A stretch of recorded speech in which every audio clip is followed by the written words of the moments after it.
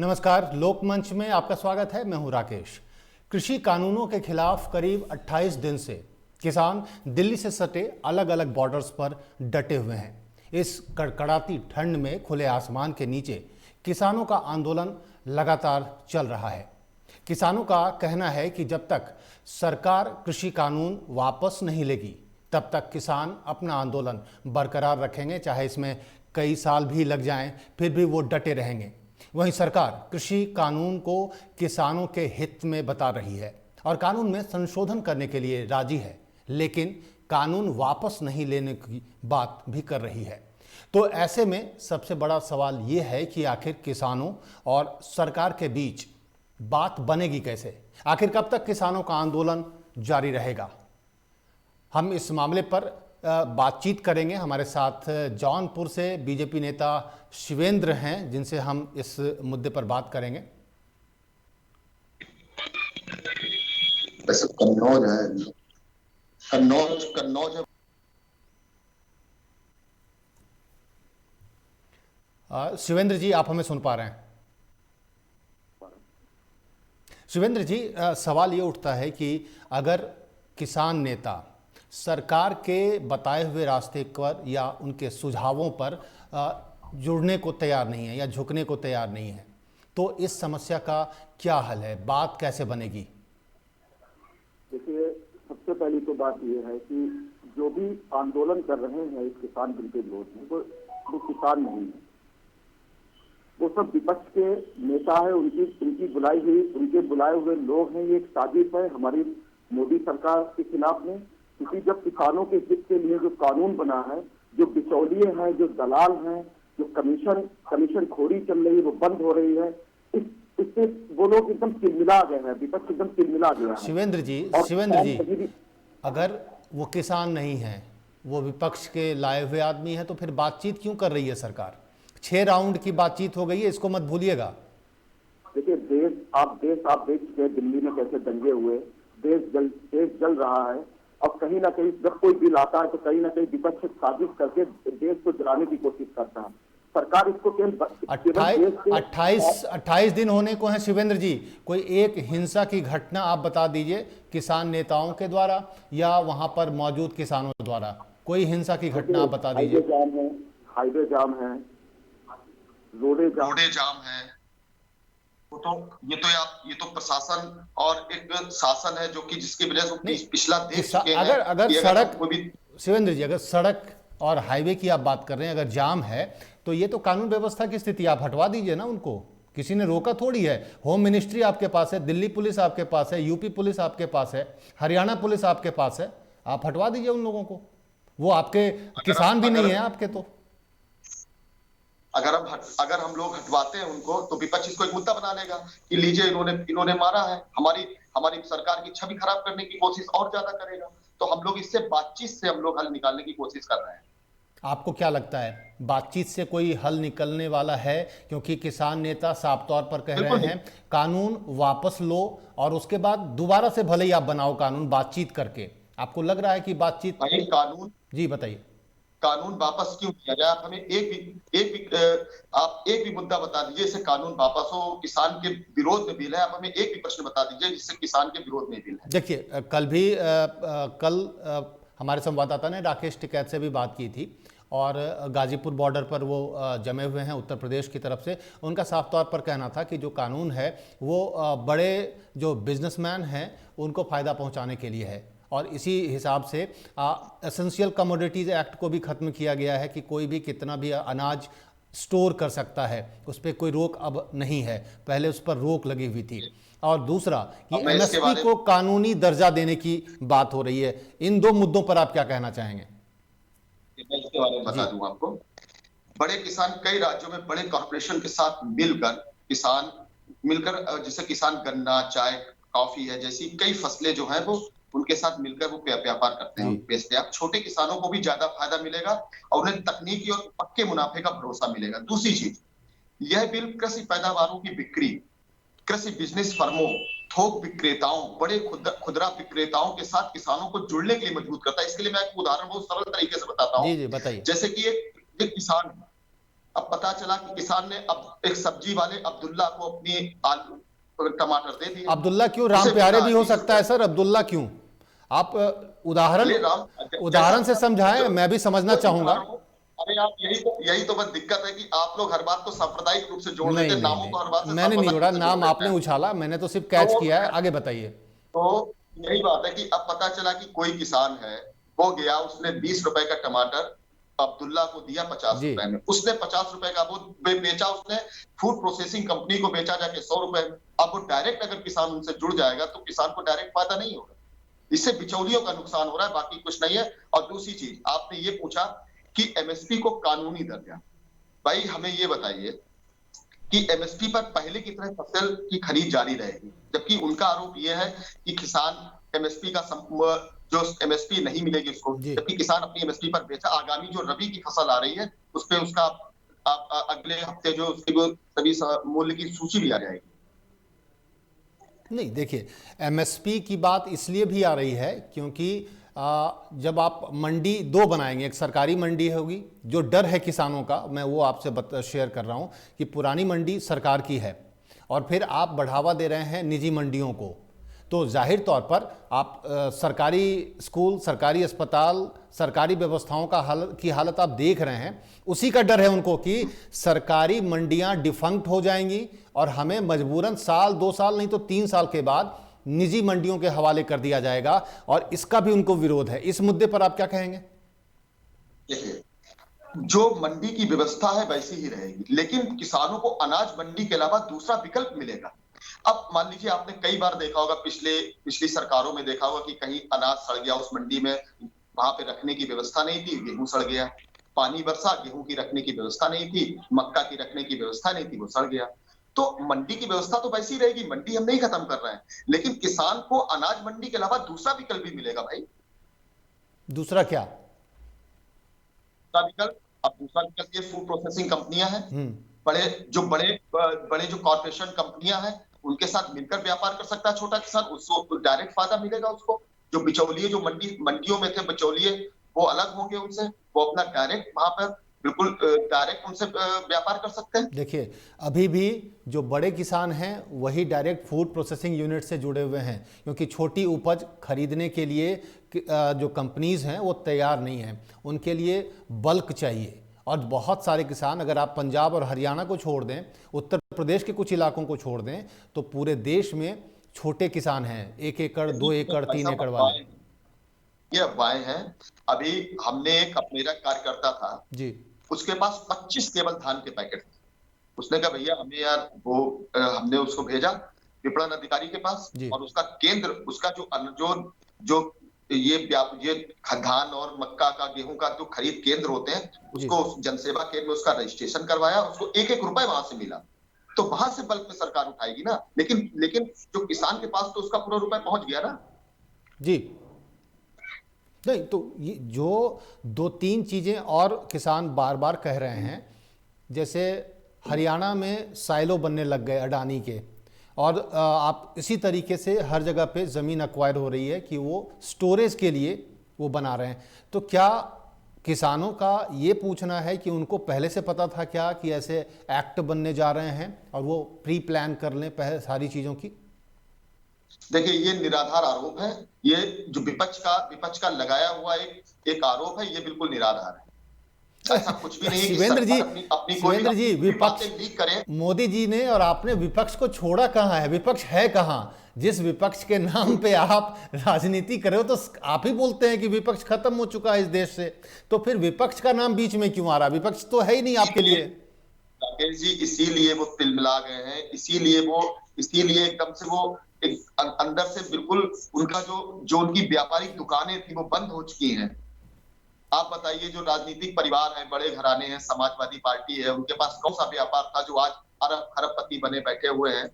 तो कांग्रेस के हमारे ये सोनिया गांधी जी हैं, राहुल गांधी, उनके पास कौन सा व्यापार था जो अरब खरबपति बने बैठे? ये लोग तिलमिला गए हैं कि हमारी ये बीच की जो कमीशन है, जो दलाली है, जो ये हमारा बीच का पैसा है, जो काला धन कैसे आ रहा है, कैसे आएगा? वो बस वो तिलमिला गए, इसलिए वो बस आरोप लगा रहे हैं और लोगों को भड़का रहे हैं। शिवेंद्र जी, दो दो मुद्दे। एक तो काला धन पे भी सरकार के पास कोई जवाब नहीं है, नोटबंदी काला धन वापस लाने के लिए हुआ था। और दूसरा कि वंशवाद की बात भी अब बीजेपी नहीं कर सकती है, चाहे राजनाथ सिंह हो चाहे अमित शाह हो, सबके बेटे अपने काम में लगे हैं, राजनीति में भी हैं। वैसी श्रृंखला है। अगर बीजेपी के नेताओं की लिस्ट निकालें तो अब वंशवाद पे अब आप भी नहीं बोल सकते। देखिए साफ इसमें है। इसके लिए मैं कुछ कहना चाहूंगा। हाँ जी, बताएं बताएं। राष्ट्रीय अध्यक्ष, पार्टी का राष्ट्रीय अध्यक्ष सबसे बड़ी ताकत होता है, सबसे मुखिया होता है। बिल्कुल। मुलायम सिंह जी के राष्ट्रीय अध्यक्ष होने के बाद अखिलेश जी बने, अखिलेश जी के बाद राष्ट्रीय अध्यक्ष कौन होगा सभी को मालूम। सोनिया गांधी जी के बाद राष्ट्रीय अध्यक्ष राहुल गांधी जी, फिर सोनिया गांधी जी, सबको मालूम है कौन होगा। भाजपा में राष्ट्रीय अध्यक्ष नहीं मालूम है कि कौन हो जाएगा। एक छोटा सा कार्यकर्ता भी हो सकता है, राजनाथ सिंह जी रहे, अमित शाह जी रहे, अब जेपी नड्डा रहे, हो सकता है मैं भी हो जाऊं आगे चल। बिल्कुल, उम्मीद आपको भी रखनी चाहिए क्योंकि आप बीजेपी से जुड़े हुए हैं, तो उम्मीद रखनी चाहिए। कार्यकर्ताओं की पार्टी है ये, वंशवाद और परिवारवाद की पार्टी नहीं है ये, कार्यकर्ताओं। चलिए, वंशवाद पे मैं एक शो अलग से करूंगा, लेकिन ये बताइए, अगर किसान इन मुद्दों पर तैयार नहीं हो रहे हैं तो क्या कुछ और सोच रही हैं? कुछ ऑप्शन आपके पास है? सरकार कोई ऑप्शन तलाश रही है? कैसे इस समस्या का समाधान निकलेगा? देखिए, ये हमारे ये जो कैबिनेट जब बैठेगी तो उसके ऊपर विचार जरूर करेंगे वो लोग कि इस पे कैसे क्या बीच का रास्ता निकालें। लेकिन जो मुझे लगता है अध्यादेश बन चुका है अब, और बिल्कुल किसानों के हित में ये बिल है और मेरे हिसाब से वापस नहीं होना चाहिए। और जो सरकार के साथ जो दरअसल किसान नेताओं से बातचीत में निकल कर आता है वो है विश्वास का संकट है, भरोसे का संकट। क्योंकि सरकार जो बातें कहती हैं वो बातें पूरी नहीं होती हैं, ऐसा किसानों का कहना है। चाहे वो जीएसटी के दौरान बोला गया था या नोटबंदी के दौरान बोला गया था, रोजगार 2 करोड़ की बात थी, 15 लाख रुपए की बात थी। किसान यही दोहराते हैं कि उनकी बातों पर हमें यकीन नहीं है, तो जब तक वो लिख कर नहीं देंगे तब तक हम कुछ नहीं सुनेंगे। तो ये जो लिख कर समझौता होगा ये सरकार मानेगी या नहीं मानेगी? देखिए, हमारी स्वर्गीय अटल बिहारी वाजपेयी जी की जो जयंती है 25 दिसंबर को, उसमें वर्चुअल सभा होगी। मोदी जी उसमें कई किसानों के साथ पूरे देश में जुड़ेंगे कई जगहों पर, और उस दिन वो कई सारी चीजें खुल के सामने आएंगी, साफ हो जाएंगी। लेकिन मतलब एक चीज और है कि जो बैठे हैं आप उनको किसान नेता नहीं मानते हैं, चलिए ठीक है, लेकिन वो आपके समाज से जुड़े हैं, आपके देश के लोग हैं, आपके नागरिक हैं। फिर उनके बारे में इस तरीके से बयानबाजी क्यों होती है पार्टी से, जिससे उनका जो हट है वो बढ़ जाता है कि ये खालिस्तानी हैं, ये आतंकवादी हैं, ये टुकड़े टुकड़े गैंग हैं। जब किसी रैली में पाकिस्तान जिंदाबाद के नारे लगेंगे, हिंदुस्तान मुर्दाबाद के नारे लगेंगे, हमारे देश के प्रधानमंत्री जी को कहा जाएगा, अपशब्दों का प्रयोग होगा, तो भाई कैसे उनके साथ सिंपैथी बढ़ेगी भाई? जब वो वहां पे खालिस्तान जिंदाबाद कहेंगे, भारत को बांटने की बात करेंगे, पाकिस्तान मुर्दाबाद के नारे लगाएंगे, और देखा जा रहा है कि कई मुस्लिम सरदार सिख लोगों की पगड़ी लगाए और नाम और निकल के आ रहा है सामने। तो आप ये भी तो चीजें देखिए ना, उनके पर भी कैसे विश्वास किया जा सकता है? नहीं, देखिए, अब किसान जो बॉर्डर पे जमे हुए हैं वो सरकार पे भरोसा नहीं कर रहे हैं, और आप कह रहे हैं कि कैसे उन पर भरोसा किया जाए। तो फिर इस बातचीत का क्या मतलब निकलेगा? देखिए, बातचीत का तो मतलब हर जो बीच का रास्ता तो बातचीत से निकलता ही। लेकिन जब आप ये बताइए कि जब हमारे ही देश में, हमारे भारत देश के नागरिक ही जब भारत देश के मुर्दाबाद के नारे लगाएंगे, तो भारत देश के नागरिक नहीं हो सकते हैं जो भारत देश के मुर्दाबाद के नारे। शिवेंद्र जी, देखिए शिवेंद्र जी, पूरे एक इतने बड़े भीड़ में से कोई 10 अगर मुर्दाबाद के नारे लगा दे तो आप सबको तो डिस्क्रेडिट नहीं कर देंगे ना। जो लोगों को उनको तत्काल अलग कर देना चाहिए ना। नहीं, तो उसके लिए तो सर पुलिस भी है, लोकल इंटेलिजेंस भी है, आप भी कार्रवाई कर सकते हैं, उनको पकड़ के आप गिरफ्तार कर लीजिए। लेकिन जो जेन्युइन लोग हैं, जिम्मेदारी नहीं बनती है देश के प्रति कुछ नहीं, वो तो कह ही रहे हैं कि जो वो हैं वो हमारे साथ नहीं आए हैं। लेकिन सवाल ये उठता है कि अगर सरकार चाहे तो इस मसले को सुलझा सकती है। क्या आपको लग रहा है कि दोनों तरफ से कुछ वो हठधर्मिता वाली स्थिति हो रही है क्या? नहीं, देखिए, सरकार की तरफ से कोई हठधर्मिता नहीं है। सरकार ने हमेशा, मोदी जी ने हमेशा कभी भी हठधर्मिता नहीं की, हमेशा बातचीत के रास्ते को उन्होंने खुला रखा है कि आइए बातचीत करें। लेकिन हठधर्मिता केवल और केवल विपक्ष केवल भड़काकर उनको भड़काकर उनको बरगलाकर और मोदी जी के खिलाफ, देश के खिलाफ बरगलाकर उनको बस रखते हुए, बाकी हम लोग सरकार कभी भी हठधर्मिता नहीं रखते हुए, नहीं सरकार ने देखिए, हमेशा पहले बातचीत का रास्ता रखा पहले है। आपकी सरकार ने बोला कि सिर्फ पंजाब के किसान हैं, लेकिन अब वहाँ पर जो आप मतलब दिल्ली के बॉर्डर पर हरियाणा के भी किसान हैं, इस तरफ अगर आप आएँ तो यूपी के भी किसान हैं। तो ये कैसे कह सकते हैं कि सिर्फ पंजाब से ये आंदोलन शुरू हुआ और ये पंजाब के ही लोग हैं, इसमें सिर्फ पंजाबी हैं? ऐसा भी तो नहीं कह सकते। तो किसानों की बात तो सुननी पड़ेगी, जिनको आप अन्नदाता कह रहे हैं उनकी बात तो सुननी पड़ेगी आपको। देखिए, बातचीत उनकी तो सुन ही रहे हैं, उनकी सुनेंगे भी, लेकिन जो असली किसान है उनकी बातें सुनेंगे, जो वास्तव में अब हमारे भी समर्थन में कई किसान संगठन आए हुए हैं, हमारे समर्थन में कई किसान संगठन आए हुए हैं।